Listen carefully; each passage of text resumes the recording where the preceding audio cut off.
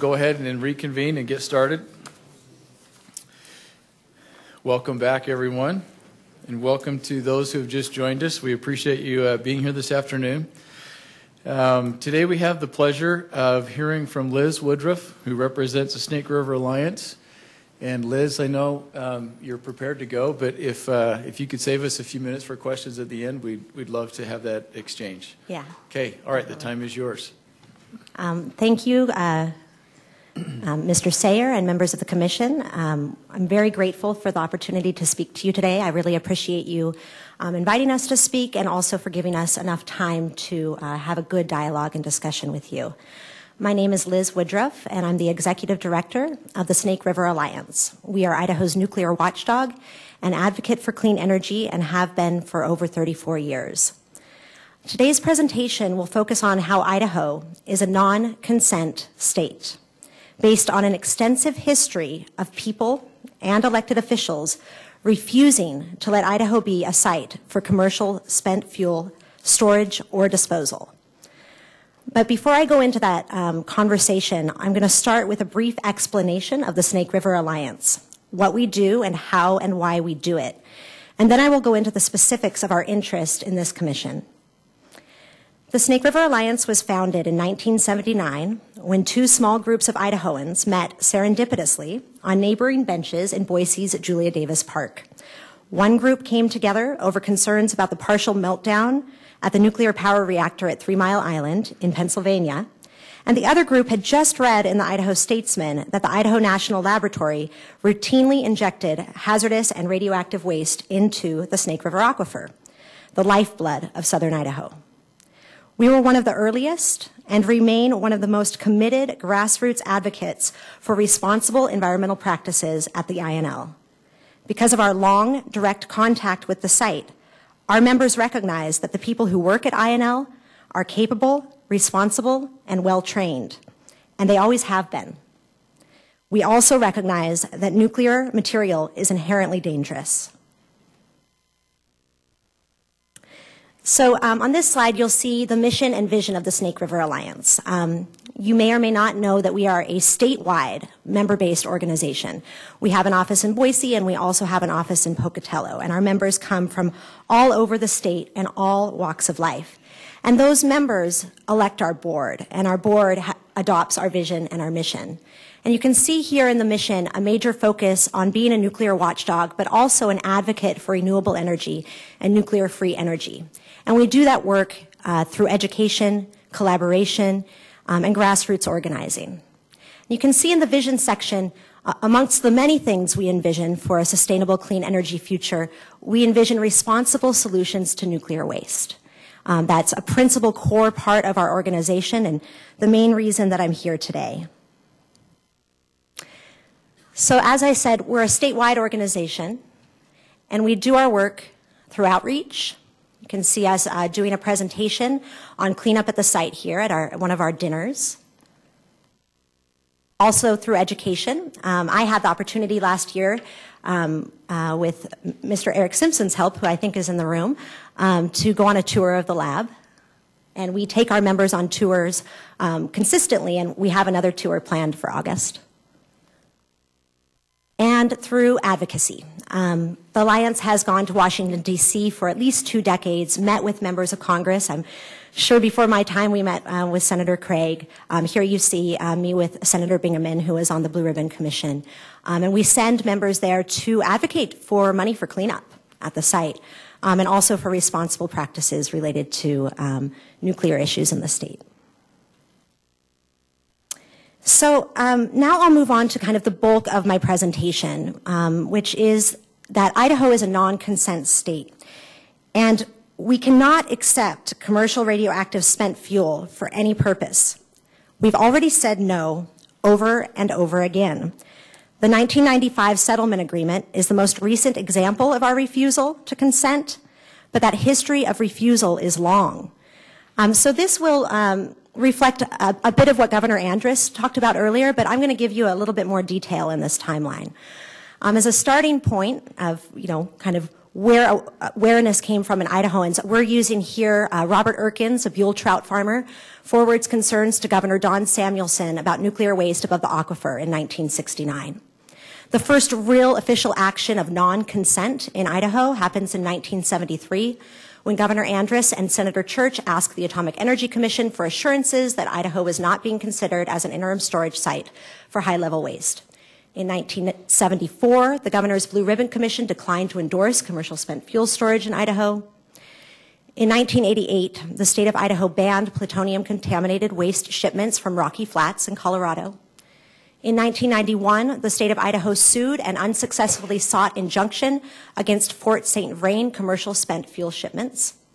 In 1992, the state of Idaho tried to stop Fort St. Vrain commercial spent fuel shipments in Federal Court of Appeals and the U.S. Supreme Court. In 1993, the Federal District Court granted the state of Idaho's request for an injunction stopping spent fuel shipments. And in 1995, the state of Idaho, the U.S. Department of Energy, and the U.S. Navy signed the agreement, which we've spoken a lot about today, that reaffirms cleanup commitments and regulates what waste can and cannot come to Idaho and under what circumstances, and what waste must leave, most by date certain. And then in 1996, the statewide referendum that Governor Batts spoke about earlier pitted Stop the Shipments, which opposed the agreement as being too weak, against Get the Waste Out, which supported it. But in 1996, every Idaho voter expressed concern about nuclear waste in our state. And of course, during these same decades, the Shoshone-Bannock tribes were pushing back against nuclear waste shipments crossing the Fort Hall Indian Reservation. So the Line Commission, in the executive order from the governor in February, was charged with making recommendations about Idaho's role in the nation's and the state's nuclear future. But I think it's important to start by reviewing Idaho's nuclear waste past and present. Starting in the early 1950s, Idaho became the destination for a good deal of intensely radioactive nuclear waste. And earlier today we heard about some of these practices now that we see as abominable, but at the time were considered best practices. 36 metric tons of nuclear Navy waste came in to Idaho. And actually, it was more than that came in, but what wasn't reprocessed, 36 metric tons, is still stored at the Idaho National Laboratory. And you can see here, I just want to make sure you get the metric. So each cask represents 10 metric tons. And so this is a representation of nuclear Navy waste at 36 metric tons. And we also received 246 metric tons of non-defense spent fuel, and that's still at the INL. So you see in the orange, the Navy waste, and in the yellow, the non-defense spent fuel. And that's for a total of 282 metric tons of waste currently still at the INL. So the non-defense waste has come from all sorts of sources and all over the world. It includes spent fuel from U.S. and foreign research reactors, commercial demonstration reactors such as Peach Bottom, the core debris from 3 Mile Island, almost all of INL's own waste from its 52 reactors. And in Idaho's nuclear present, an average of 20 shipments of nuclear Navy waste comes to Idaho each year. We have a picture here of some of that waste coming in. Controlled amounts of spent fuel from research reactors from here and abroad, with foreign shipments ending in 2019. And since 2011, this has been referenced a couple of times today as well, research quantities, quote unquote, of spent nuclear fuel may come to Idaho. What is not allowed into Idaho is the massive amount of spent fuel that's already been produced by operating and shut down U.S. commercial reactors. And so here's a map from the Nuclear Regulatory Commission showing you all the sites for both closed and operating reactors. And you might just reflect for a moment that the majority of it is on the East Coast and then into the Midwest, but certainly not from the West. So remember the 282 metric tons we have in Idaho currently. And now I'm going to change the metric on you. So that cask is now going to represent 100 metric tons. because if I was trying to show you the waste from operating and shut down commercial reactors with a 10 metric ton, we wouldn't have enough room in our slides. So you can see in the yellow and orange the non-defense waste and the Navy waste up above. And then there's 62,000 metric tons from currently operating reactors and nearly 3,000 metric tons from already closed reactors. So the key insight here is that whether we are talking about waste that used to come in or waste currently coming in, radioactive waste lasts for millions of years. And while it is in Idaho, it threatens our land, water, and people. And Idaho is simply too great for that. The 1995 settlement agreement really solidified the protections that Idaho has. We have those 282 metric tons, but we certainly don't want to open ourselves up to any of the quantities that I showed in the previous slide. We have here a picture of Thousand Springs along the Snake River, and also one of my favorite pictures. This is in Elmore County, looking across the Snake River into Hawaii County and Hammett, to underscore the importance, as you all know, that the Snake River has to agriculture in our state. So as Governor Otter's executive order in February made clear, one of the reasons the Line Commission, all of you, were brought together was in response to the creation of the Federal Blue Ribbon Commission on America's Nuclear Future. One of the questions the Blue Ribbon Commission is asking is what to do with the nearly 65,000 metric tons of commercial radioactive waste that has been or is still being produced at commercial reactors. So before I discuss this commission's consideration of or Idaho's role in implementing the BRC recommendations, let me review some key components of the BRC's final report released in January of 2012. And so you see here the 8 recommendations from the Blue Ribbon Commission. And one I'd like to highlight is the first one, the real principal recommendation from the Blue Ribbon Commission, which ties into the argument I'm making that Idaho is a non-consent state. The Blue Ribbon Commission is looking for solutions that use a new consent-based approach to siting future nuclear waste management facilities. So consent, and what that means and what it means for a state to consent, is a very important component in the Blue Ribbon Commission's recommendations. And then I'd like to talk about number 5, prompt efforts to develop one or more consolidated storage facilities. And I'd just like to say, Idaho cannot be part of the number 5 recommendation. We are a non-consent state. We have said no consistently and over a long period of time, as the governors spoke to today and as the timeline I showed illustrated.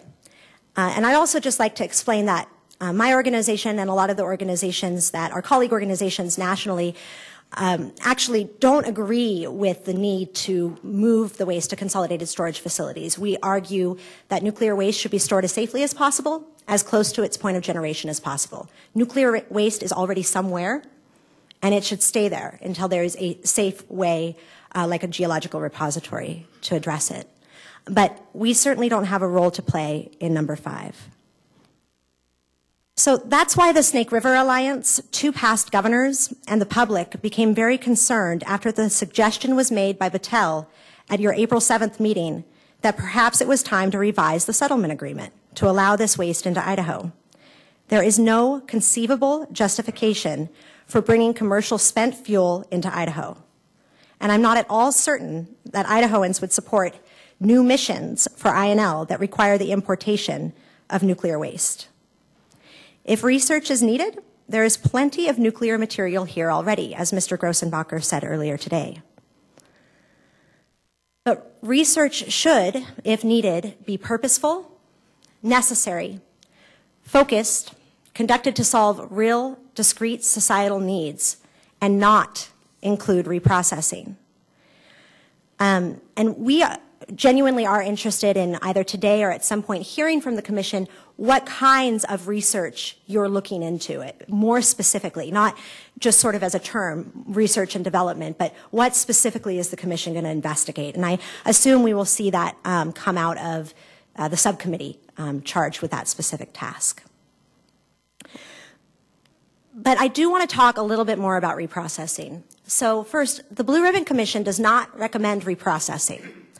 As you can see, I've pulled out a quote here from their final report that it is premature for the United States to commit to, quote unquote, closing the nuclear fuel cycle, given the large uncertainties that exist about the merits and commercial viability of different fuel cycle options and technology options, one of those being reprocessing. And in fact, that is a very important point, right? Because if there's going to be research that is conducted at the INL and it is on reprocessing in research quantities, without a policy change focused on reprocessing, that leaves the waste used in that research here indefinitely for decades, when there's no policy pathway forward for reprocessing. Reprocessing is the worst thing you can do with spent fuel. Reprocessing separates spent fuel into its constituent parts, usually by dissolving it in acid. It is the must-take step between a nuclear reactor and a nuclear bomb, because plutonium and highly enriched uranium can be removed from spent fuel and aggregated. It is also very expensive, creates intensely radioactive liquid waste, and is a primary source of radioactive air emissions. And the BRC actually as well says that even with reprocessing, there would still be a waste stream that would need to be solved for. So it is not something that they are recommending pursuing at this point. Now, I've talked a lot about what we're concerned about, but I do want to spend some time talking about what we certainly support. The Snake River Alliance views the lessening of the risk of radioactive contamination to the Snake River aquifer as the single most important endeavor at the site. Cleanup cannot be jeopardized by new mission work.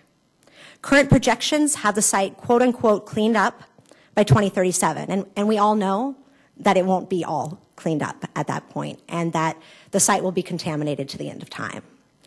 But those are the DOE projections, and these key components need to still occur. Liquid sodium-bearing high-level waste being removed from the buried tanks and dried, the buried tanks being cleaned and closed, calcined or dried high-level waste being removed from the bins and put in a solid, not powdered form. An engineered cap or caps have to be built at Intech and the 97-acre burial ground so that precipitation doesn't drive remaining contamination down into the aquifer. And targeted plutonium-contaminated waste must be exhumed.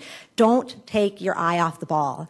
And I know that Mr. Grossenbacher doesn't work for CWI that does the cleanup work, but this commission should certainly make the cleanup priorities your top priorities, because we don't have a future in Idaho without this waste cleanup being conducted safely and as efficiently and completely as is possible. So finally, we really hope that the arguments you've heard today from Governors Batt and Andrus, and I'm sure that you'll hear later on in public testimony and also from us, that Idaho is a non-consent state. Look, when we say no, it means no. And we've said it multiple times since the 70s. And it's not okay at this point to then remove that. In fact, we are in an excellent position because of the 1995 agreement really establishing us as a non-consent state. And I think the Blue Ribbon Commission is aware of that position. We also hope that moving forward, the Line Commission will have full transparency, provide full access to meetings, and this means no closed meetings, not for your subcommittee meetings, not at any point. Idahoans deserve to be present at every aspect of discussions about the Idaho National Lab and nuclear waste issues. There needs to be adequate access to public comment to the Commission, and I want to commend the Line Commission, and in particular Megan Ronk, for getting that website up. It's excellent.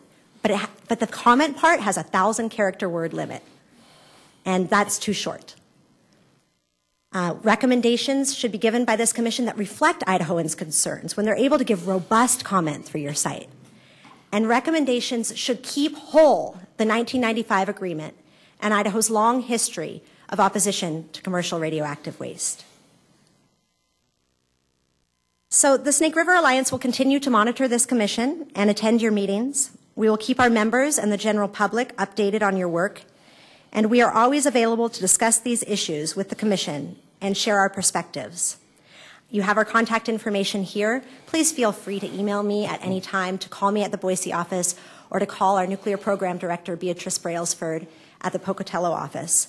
And we'd love to share our perspectives and insights with you. Thank you for your time, and I'm open to questions. Chairman. Senator. Thanks, Chairman. Liz,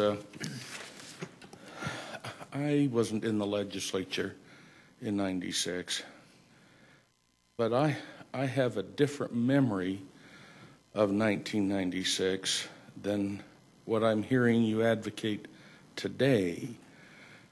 In '96, I want to remember that your organization was opposed to the BAT agreement and was instrumental in Proposition 3. Today I hear you arguing for it. Is the difference because you don't think the BAT agreement went as far as it should have gone? Is that the inference I'm to draw? You are absolutely correct. I'm sorry, I was trying to get back to the timeline. Up here, it's not moving. There. Okay. So you can see here that I talk about how the statewide referendum pitted Stop the Shipments, which opposed the agreement, and that's where the Snake River Alliance was at that time, as too weak, with Get the Waste Out, which supported it. And in 1996, I was actually reflecting earlier today, so the election occurred in November. I turned 18 in December. So I guess I didn't get a vote in 1996, and I was at Boise High at the time. But you are correct. We thought the agreement was too weak. But over time, it's the agreement we were left with. And Senator Davis, as you know, the ability to come to an agreement of any type can often be very arduous, lengthy, take lots of parties, people disagree. But to actually achieve agreement is a huge accomplishment. And I think over time, our organization has learned that there was great value in many parts of the agreement. I think we still have problems with parts of it, but we certainly see that it provides key protections to the state of Idaho. Follow-up, Chairman. Please. What role does your organization believe that the INL should have in the area of ongoing nuclear energy research? Okay. And I should go through the chairman. Chairman, Senator Davis, any nuclear research at the site should be purposeful, necessary, and focused. So, for example, improvements of storage techniques for spent nuclear fuel can be done with waste that is already here. I know that there are questions about dry cask improvements, including how, if we are to move these dry cask wastes into either a storage facility or a deep geological repository, like how to remove it and then how to transport it. So there are technologies that need to be developed and explored and researched that we can certainly support at the Idaho National Lab. And furthermore, research and development at the INL should not be restricted to nuclear activities. The lab's ideally suited to take on a greater role in energy research and development. For the transportation sector, INL is well positioned to take on new research on how electric vehicles would interact with the electric grid, and also research on new energy storage systems for renewable energy and ways to gain more energy generation resources. Also, the Center for Advanced Energy Studies, which I guess you're hearing from a little later, could have a promising future in partnering with other government agencies, nonprofits, industries, and others in expanding energy efficiency and renewable energy. Follow-up, Chairman. Please. What I heard you say, Liz, and maybe I'm drawing my own conclusion, so I don't want to walk away with my conclusion of what you said. What I think I heard you say, though, was that you want to contain nuclear energy where it is and not advance nuclear energy as a component of meeting our base load energy needs as a region and as a country. Is that a fair statement? Well, let me put it in my own words, please. Do. I think everybody knows that the Snake River Alliance supports an energy future without nuclear energy. That's a nuclear-free energy future. I am very interested today in talking specifically about the waste issue and that end of the fuel cycle. And that's the concerns that we have as an organization for this commission and going forward. What we feel, and it's supported by the mission and the vision that we have, is that nuclear energy costs too much. It takes too long to build. to provide a meaningful solution to the climate crisis. It uses too much water at a time when the planet is heating up and water is going away. And that these problems with waste, similar to kind of what Governor Andrus said earlier, well, don't bring any more in at least. Well, the best solution is not to produce any more of it, right? But that's not to say that we don't think that the INL has a lot of research potential and work that can be done. But we support an energy future that is safer, more affordable, and available quicker through renewable energy and energy efficiency, and that in a post-Fukushima world, the likelihood of the renaissance, given economic factors, which we can all kind of look at and come to a common understanding about, really are prohibitive to nuclear energy, being inadequate support for future energy needs. Follow up, Chairman. Please. Thank you, Liz. And I believe you believe what you're telling me. But what I'm missing is the name of our organization, the Line Commission, is a leadership in nuclear energy. And we're to make recommendations to the governor along those lines. What can we be doing and recommending to advance the INL, in particular, its role in nuclear energy research as part of supplying our base energy needs? What I think I heard you say then was, your recommendation to us is that we recommend to the governor that we shut down nuclear energy research as part of meeting the base energy needs of our country going forward. Is that an unfair conclusion on my part? I think that you're absolutely correct that we disagree about the premise of this commission, and that our organization would see your intelligence, capacity, and resources spent better in other ways in terms of a nuclear energy future. But I think you asked a similar question to Governors Andrus and Batt earlier today of what should we do, what should we recommend. That's your job. And it's not one that, like I said, we disagree about the premise of that conversation. Our interest in being here today is we became very concerned, as did a lot of Idahoans, that this commission is considering modifying the 1995 agreement to allow commercial fuel in. And that puts the state of Idaho and its people and our resources at risk. So we certainly aren't going to play a constructive role in terms of what your recommendations should be for a nuclear energy future. We will ask a lot of questions about your plans, but our main concern is protecting the 1995 agreement. And I think that there have been suggestions made, some I've just made and some you've heard in the room, that there is a future for the INL. But it doesn't have to be a future driven by a renaissance that really isn't coming to fruition. Thank you, Chairman. Thank you, Senator. Mr. Chair? Any other questions? Please, Mayor. A couple of comments that you made earlier says, you said that there's better ways of finding solutions to nuclear energy.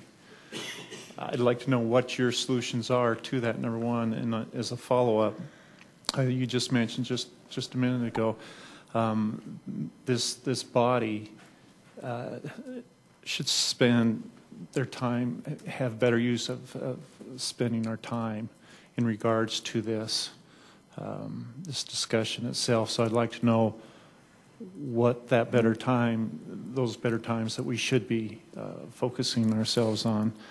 What do you recommend?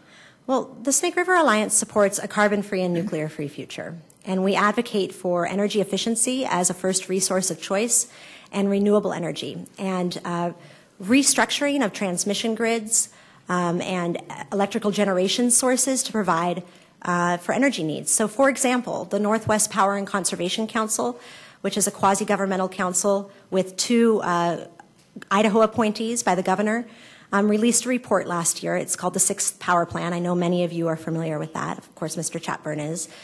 That says that 85% of new load growth can be met with energy efficiency alone in the Northwest. And I think that what you see happening at the INL with the Center for Advanced Energy Studies is an example of really visionary, workable, pragmatic approach to energy, whereas nuclear is an energy of the past and with a legacy that lasts for millions of years.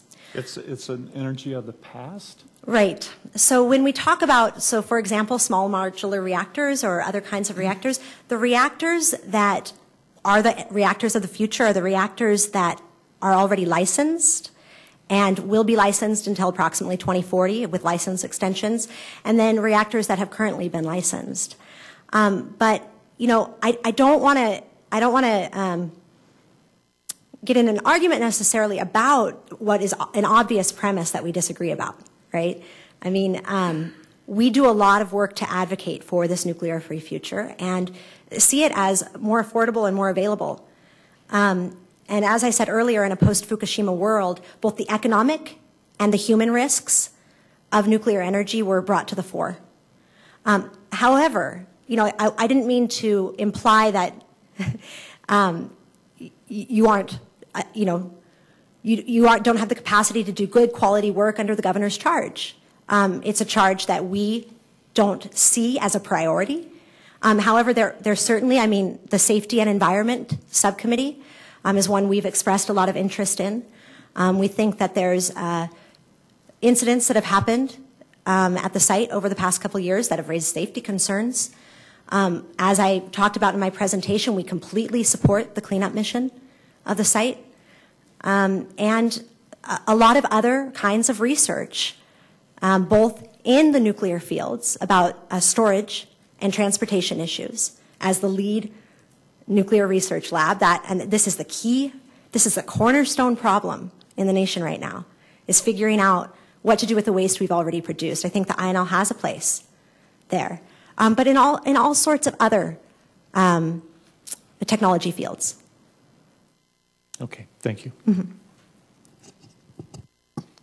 Any additional questions? Please.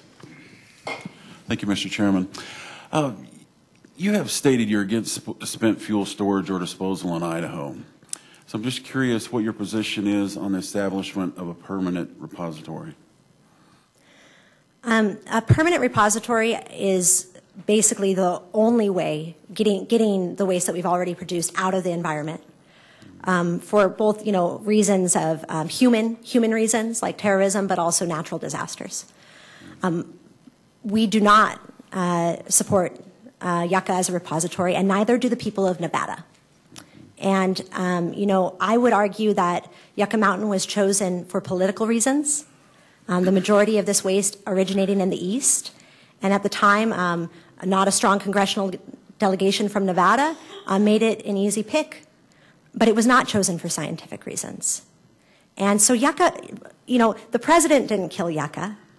The senator from Nevada didn't kill Yucca. Yucca Mountain killed Yucca Mountain. Mr. Chairman, it's not a technically feasible site. Mr. Chairman, follow up. Where do you think a repository should be located? I don't have the technical expertise to tell you where a repository should be. I do think that there is. I do think, for those of you who haven't had the opportunity, I imagine many of you have read the Blue Ribbon Commission report. What's so fascinating about that report, which I really appreciate, is that they don't say you can't look at, we were told we couldn't look at Yucca, so we didn't look at Yucca. They say, we're not going to look at Yucca, but because we're not going to look at any particular site. But we could, what we've given you, what we're trying to give you are guidelines for any site and any repository. And I think their 8 recommendations are really excellent. And the first one being the one around non-consent. And that's sort of the hinge, right? I was talking earlier about an article I read last night from the Bulletin of Atomic Scientists, where we can, you know, debate about whether something is scientifically feasible or not. But there's 2 things that have to work for a repository to work. It has to be technically feasible, right? It can't have hydraulic issues. It can't have seismic geologic issues. But it also can't have cultural, societal issues. And that, going forward, it's really important to recognize that both of those components, there is a lot of fear associated with the siting of a repository. And what has to happen is there has to be a good open dialogue with multiple stakeholders that disagree with each other to come together and determine whether being a repository place is appropriate for that community. And that's where consent comes in. And I really do think the Blue Ribbon Commission did an excellent job in making that a guiding principle. My point would be is that Idaho has already said no. And so, you know, I'm not interested in being NIMBYistic and pointing my finger to any other states. I am interested in supporting a consent-based approach and making really clear, both to this commission and to the federal government, that we've said no, and we don't need to say it again. Thank you. Okay. Any other questions? Please. Liz, it's good to see you again. Thank you. I have for, I guess, 28 years had an annual dialogue with Snake River Alliance, and in most instances I viewed it very productive, and I must say so because while you brought your point of view, and in most instances I disagreed with it to some degree, there were certain areas of common interest that we did agree to. You made a statement a moment ago that I found uniquely interesting because we do not know yet, because a licensure process and a thorough examination of the Yucca Mountain facility was not allowed to happen. It was not allowed to happen for two reasons. I should say two people and one reason, political reasons. A senior senator from Nevada and a president who came to a common accord. That's why it was denied access. The Blue Ribbon Commission was denied access to it. A thorough licensing process would have determined whether it was capable of long-term deep geologic integrity. And so that is really unknown today. I'm not sure that anybody could fairly and appropriately judge Yucca Mountain based on what we don't know about it. And I was always strongly supportive of it and very much supportive of the licensing process. For a simple reason, you have to offer up a solution to a problem that you perceive exists in Idaho. And we saw that as one of the opportunities to offer up that solution. And I'm always frustrated by the dialogue you just went through. I don't have a solution. I want the waste out of Idaho, and oh, by the way, Yucca Mountain wouldn't work. I don't know whether it would have, but I do believe it would have been fair for it to be very thoroughly vetted by the top scientist of our country through the licensure process, because we do have an issue that we would like to deal with as it relates to permanent deep geologic or a permanent repository. But again, thank you for your participation and your involvement. And I'm very pleased that the chairman has made this process as transparent as possible, because I think in all fairness to our governor and to the citizens of the state of Idaho with the charge that the Line Commission is undertaking, that's the only way to do it. Great. So we thank you.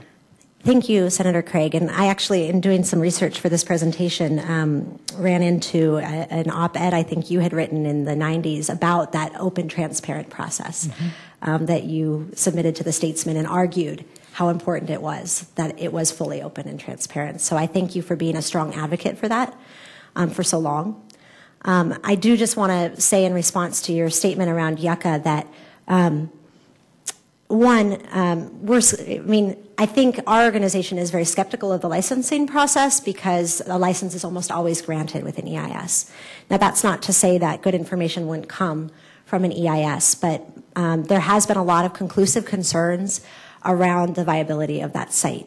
But the main point, I think this really highlights it again, back to consent. That process, we went about it wrong. The site was forced as a repository onto Nevada instead of starting with consent. And the other thing that the Blue Ribbon Commission really identified was that in any country where they've had a successful siting process for a repository, it was a consent-based process. And so I really hope that, this commission, public, us as a nation can take a step back and begin, instead of saying, well, it should have been, why isn't it, what about yucca? We do step back and start with consent, because that's really the way that there will be a successful siting process. And Thank again, you. Idaho has said no, so. Thank you, Mr. Chairman. Okay. Any additional questions? Oh, sorry, Admiral. Thank you. Thank you, Mr. Chairman. Ms. Woodruff, you and I often disagree on things. There's an area, one of your comments I want to reinforce, because we strongly agree that all research should be purposeful, necessary, focused, and solve real problems. We agree on that.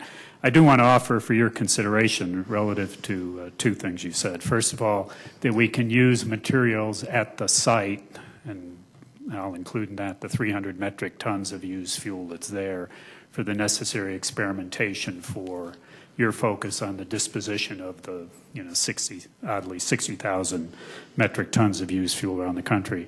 They're not the same. The fuel that's stored at the site is, as I think you indicated, is many of the first of a kind reactors. It's not consistent with the materials and the history of the used fuel of commercial power reactors around the country today. It's very different. So you can learn some things, but there's a lot of things you can't learn because it's not the same. It's not the same material. And the second point for your consideration is and again, respectfully recognizing the difference or differences of opinion as well as those between our institutions. At the Idaho National Laboratory, about 70% of the people are involved in nuclear energy work.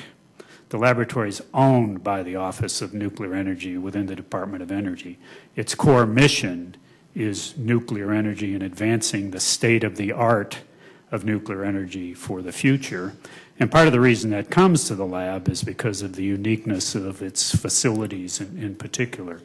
The kind of nuclear mission that you suggest for the lab doesn't need to be done in Idaho. It can be done at Oak Ridge, it could be done at Los Alamos. There's lots of places that work can be done.